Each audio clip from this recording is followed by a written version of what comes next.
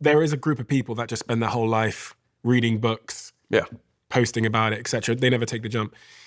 Parrots versus practitioners is the best way to learn being a practitioner. This is widely known in the education space, but not as much in the content world.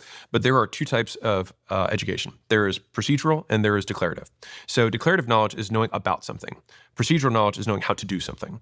So a simple example would be, okay, I understand how private equity works, right? Like that you could talk about it. You can explain how, okay, they take some debt and then they have this arbitrage and they get this enterprise value multiple, whatever. But you've never done a deal. And until you've done a deal, you will not have procedural knowledge of knowing how to actually do a deal. And so you can read 100 books on sales, but you will learn more about actually selling from your first 100 sales calls. And business is the same. Yes. And so the idea, in my opinion, for most people is that if you want to rapidly learn, you want to rapidly do those 100 repetitions as fast as you can so that you can suck 100 times in a row and find the 10 that sucked the least and then say, how do I suck least on the next 100? And you keep doing that so many times until eventually you suck so little that you're actually good. Hard work. Yes. And I think, this is actually really interesting because it ladders up to, because there's two types of creators. You've got entertainers and then you have educators. At least that's how I separate it. The point of entertainment is to maintain the attention of the audience. That is it. So the point of an entertainer is to literally just keep people watching. The point of an educator is to change someone's behavior. And so if you want content to do well in either of these buckets, fundamentally, at least in the education space, you're selling time.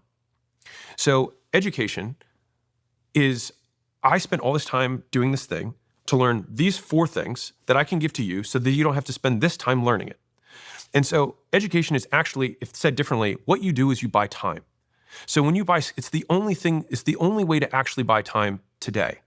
So if you want to basically time warp into your future, you have to buy education so that you can buy all of the life experiences from all these people and then not pay for it in your life. You pay for it with less time by consuming what they have or some money or some combination of those things. And fundamentally, we usually pay with the currency that we value least. And so, interestingly, a rich person values their time more than their money, and so they're willing to pay with money to get time back. A poor person will also pay for their time and drive around to 10 different gas stations to find the one thing that's 10 cents cheaper, or drive to 10 different grocery stores to use whatever coupons. They're valuing their time over their money in that instance. And so back to the educator, if you want to be certain or have confidence in any endeavor, you have to do so much volume of activity that it would be unreasonable that you would suck. And if you were to write out the equation of like, okay, how many public speeches would I need to give for it to be unreasonable that I would suck? Is it 10? Is it 100? Is it 1,000? Write the number that you're like, there's no way that I would suck after this many. And then all of your effort gets really narrowed, commitment, elimination of alternatives, focus, turn down quality and quantity of other things, to just doing that. And the key part of this is not just to do the 1,000, but after every 10 or every 20, looking at the top 10 or 20% and saying, what did I do well there? And because you have to have the feedback loop. Otherwise, it's not just doing 100 reach outs. You have to do 100 reach outs and then look at what worked and then do more of what worked.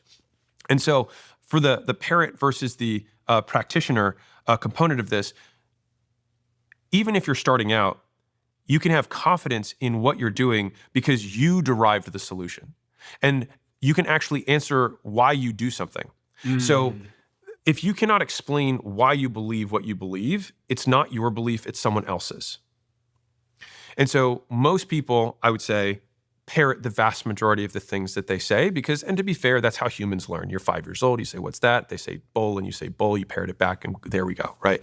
But when it comes to skills, you can describe what other people have said before, but if something goes wrong, or what about this condition, you won't know what to do. But if you derived it from the ground up, and there's a great portion of this in the Y Combinator community or the Silicon Valley community that you probably heard, is maybe like 3 or 4 months ago. It was like founder mode. Did that get to the UK? Okay. Yeah. It was from Brian Chesky. I actually messaged him about it after. Oh yeah, it was it was awesome, right? And so basically the tenet is that the founder always has special powers in the company because you know what built it. And so that is basically at its core the practitioner versus parrot. The people who came later are parroting why you do what you do, but you know what conditions you were in when you made this rule, and also you know how to break it. and when to bend those rules. And so if you build something when you built it from those repetitions to distill out the few truths that exist, you'll know why those are the truths. Like, I'll give you a really simple example. So if we've tried to learn YouTube and we've gotten better over time. But in the beginning, I did this massive review and I figured out that the videos that we had that had 3 things at the beginning, proof, promise, plan, was the videos that did the best. And so then all of a sudden we said, okay, all videos have to have proof, promise, plan right at the beginning, the first 30 seconds. Great. So we started doing that for a while. And then we looked at the outliers among those and we were like, oh, well, we also, in some of the ones that did really well, also had some sort of visual picture of this plan. All right, so it became proof, promise, plan, picture.